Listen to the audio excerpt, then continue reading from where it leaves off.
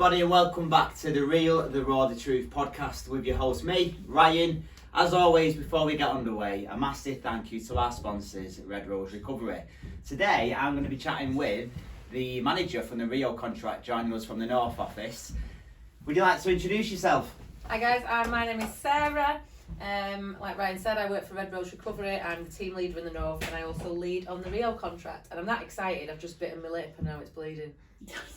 Have you actually? Yeah, it's live, guys, it's live. It's live, you know. What you can't see behind the camera here, we've got an audience. You know, so no pressure, everybody. We're on our dinner hour. Guys, before we do get underway today, a big plug now. We've gone all international with our t-shirts. The Real, the Raw, the Truth podcast. Nice. So, Hang on. hello. 100% cotton. Beautiful. Hey, feel it again. What does that feel like? Boyfriend material. Oh, I'm older Hey. you. You're old enough to be my mum packet, and I was just going to say 100% polystyrene or something. So we'll keep it brief as usual, Sarah. You know, nothing too formal, just a bit of a chat. So, would you like to tell us a little bit about Sarah the person? Yeah. You don't have to go into any extravagant detail if you don't want to, but just a little bit like from your teen years into your 20s, what it was like, just so we can fit it all in. Oh my God, right, well, so obviously we know that RedRoseRecovery is a lived experience organisation, right? So obviously I am lived experience, so I don't mind disclosing I am an addict and I'm an alcoholic. So I've had quite a mixed past, let's put it that way. Yeah, there's been some really big highs, there's been some really big lows, and thankfully now, do you know what I mean, I'm stable in recovery. But teen years, you know, I arrived at drinking and drugs, you know, fairly early. Do you know, it was the 90s, do you know, I'm that old.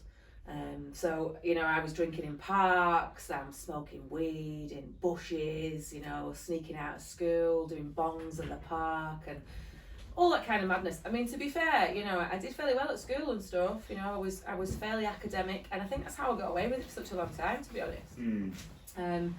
I was, you know, banging to the rave scene as well, do you know, late 90s. That's where I sort of really found, you know, where I thought I wanted to be in life. I had a group of friends, we all stuck together, you know, and ecstasy, to be honest, was my biggest friend at that point. You know, it gave me that confidence, it gave me that, you know, it helped me to talk to people. It helped me to get outside of myself, you know. Like I can be quite a gobshite. Yeah. You know, but like when I was younger, I was filled with anxiety. You know, I didn't feel like I was good enough. I didn't feel like, do you know what I mean, I fit in anywhere. So, like I say, when I took drugs, you know, those feelings changed. It just sort of spiraled from there. You know, I met my husband when I was in my 20s, early 20s. He was much older than me. You know, his relationship wasn't the best relationship. You know, and it ended in quite a traumatic way. I am a widow. You know, I won't go into the specifics of that. But, you know, I found myself 33 years old, fairly traumatised, you know, we had a son as well, my son's fairly traumatised, and, you know, my husband was dead, and I drank and I used, mate. Do you know what I mean? There's no other way to put it. Do you know what I mean? I really kind of, I hit that fuck it button.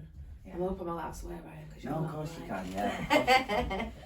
You know what, I don't want to use the word and say it's funny to say, but what the people watching us now won't realise is we've just been doing training. Yeah. And, you know, we've gone around the room to introduce ourselves, and everybody sort of shared a little bit of their backstory. And I remember when I checked in this morning, I said, you know what, I'm really not feeling it today. I feel so much more better after listening to everybody's stories. Because fortunately, a lot of the people we spoke to are far recovering, their lives have changed massively for the better. Yeah.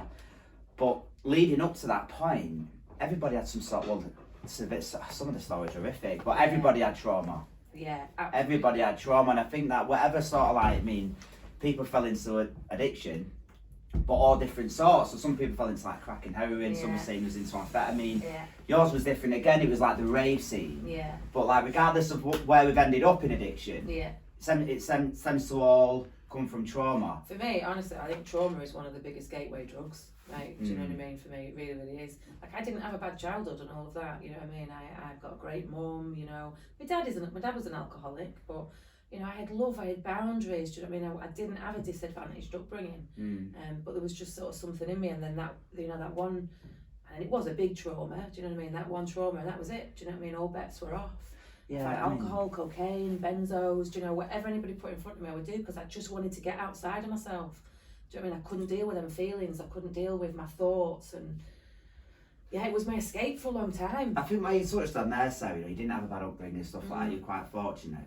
So, for example, so Dr. Gabor Mate, he's very much along the lines of the majority of addiction stems from trauma. But what I think it is good with Gabor Mate, he doesn't really. He'll say regardless, you don't have to have been abused as a child and been so the. If it's trauma to you, it might be something as someone's pushed you over. But if it's traumatised you, you're still in trauma. Yeah. So how do we get away from that? Do you know why it's difficult? I think for me, do you know what, we got to take care of the kids. Yeah, like I know, you know, we're on a podcast now, but it's being careful with the social media and stuff as well. You know, like when I was young, you know, if you had trouble at school and all of that, do you know what I mean? And you got home and that was your safe space. The kids don't get that protection anymore. Do you know what I mean? All the abuse and all that stuff follows them into their homes. Like cost of living is killing people, right? Yeah. Do you know what I mean? Absolutely killing people. You know, people that are working full time, have got food banks, do you know, are struggling, and then mental health. Do you know what I mean? Improving people's mental health for me is absolutely paramount. Because honestly, for me, it wasn't about the drugs. The drugs were my solution. Do you know what I mean? To how I felt. You know, I couldn't deal with the trauma. I couldn't deal with the feelings. I didn't love myself enough.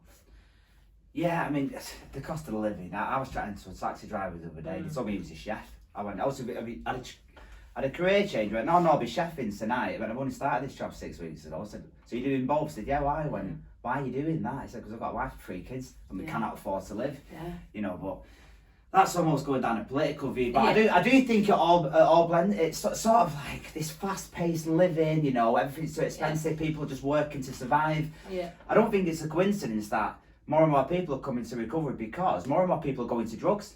Yeah. You know what I mean? It is an escape mechanism. Yeah, absolutely. And it's an easy fix, right? It's that instant gratification. Do you know what I mean? Like, being in recovery is hard work.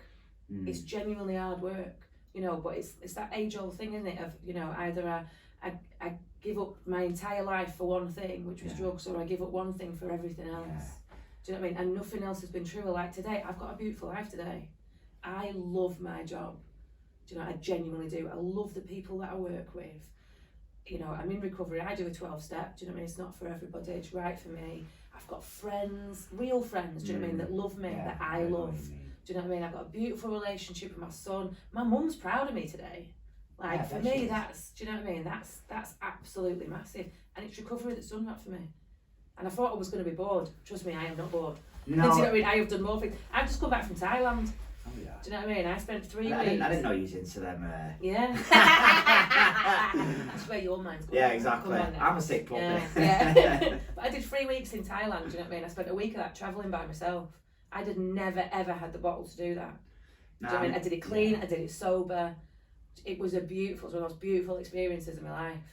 That's the stuff recovery's given me. My brother was in town for a couple of years and supposed to have some of the most beautiful beaches in the world. Oh, it was amazing. Yeah, and you know what, Sarah, that is what recovery should be about. Someone told me once recovery is all about recovering the person that you lost to begin with. Yeah. And like going to be able to travel the world and do things like that. I mean, that's the beautiful side of it.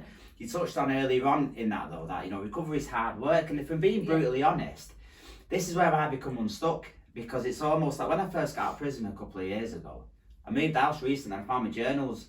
And my journals were from the first 2 months I got out of prison, and I was living in Blackpool in supported accommodation. And the journal was like, I'm so grateful today. I've been for a run on the beach and I've been to a meeting tonight. My life's brilliant. It was brilliant because I just finished a 3-year sentence that I'd done in COVID. But if I'm being brutally honest, I've lost my gratitude big time. Yeah. Big time. Through Red Rose and having good people around me. Like, my life's never been better than what it is now. Yeah. But I've moved away from that. The brain quickly forgets though. Yeah. I can forget what it was like out there in the madness. Yeah. Do you know what I mean? I can forget all those, do you know what I mean, all those days I was literally sat behind my door, do you know what I mean, shaking, paranoid, dry retching, do you know, like been awake for 3-4 days at a time, you know, desperate for a bit of normality in my life. After all that pain, you know, you said earlier that you've been widowed. Yeah. And like, how does the brain forget? I know the steps will tell you you're insane. It's insanity around your addiction. Do you believe it is insanity? Do you believe anyone's got a choice? I mean, No, there's no right or wrong answer. I'm just asking for your opinion. For me, genuinely, I think I was hardwired to be an addict. I do. I think, I believe addiction is an illness. I believe it's part of a mental illness. It's recognised by the World Health Organisation as a disease these days. And it genuinely is my belief. I think I'll always be an addict, but I can treat it with a solution. And the solution for me is community.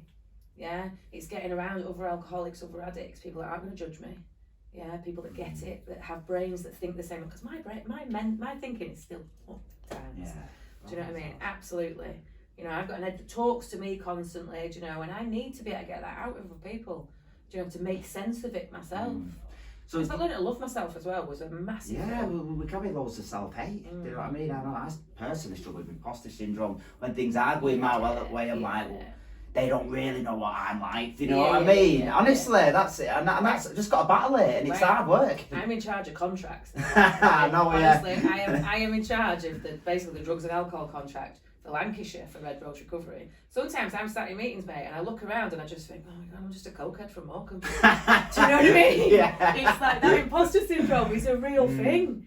But then I have to settle down and think, oh, do you know what? I've got something to say. I've got something to say for my community.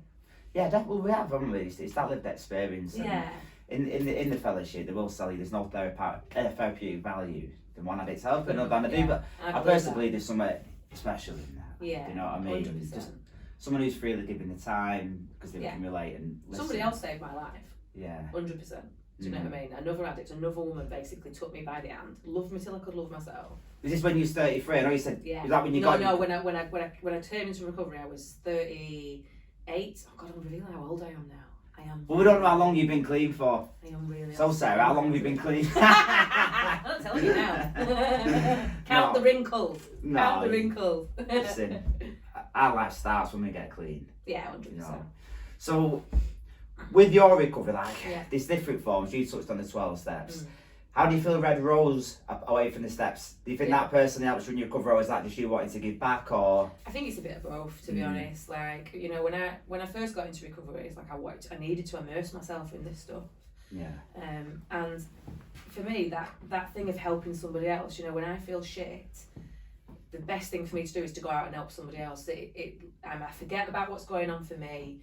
Do you know what I mean? And when I'm talking recovery, it's like it starts to make a bit more sense to me. All that you're saying, that gratitude that I'm letting go of. When I'm starting to explain it to somebody else and I'm talking to somebody else, do you know what I mean? I find that for myself. And you know what? It is true, and I'm not just saying it for the benefit of this now. Like, we are doing training today.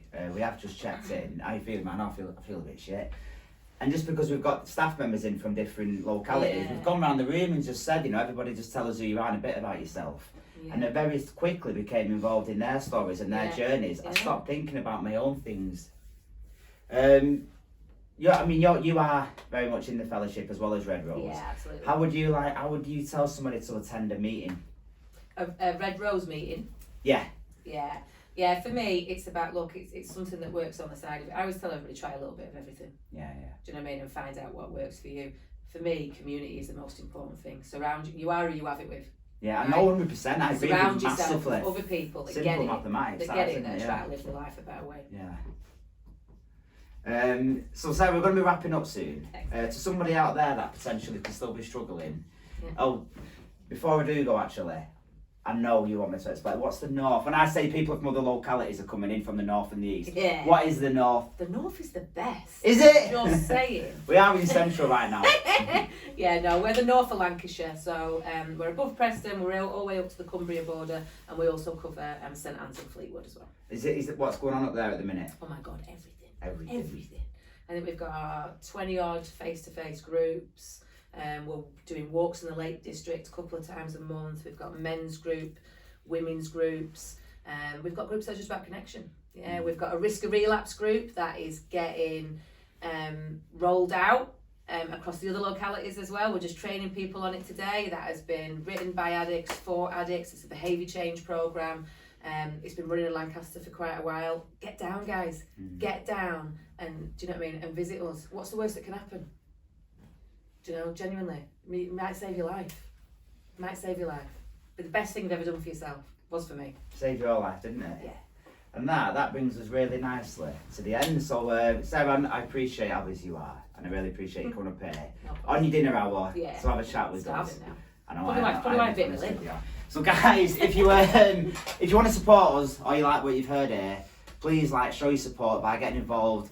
But purchase a t-shirt. If you want to get involved with Red Rose Recovery, please go on our website. It's www.redroserecovery.org.uk. If you or a friend, a family member is struggling, please, come and get involved. There's so much going on at all localities. Please subscribe, comment, share. It's all in the description link below. Until then, everybody, stay safe, everyone. Take care. Bye bye. Bye bye.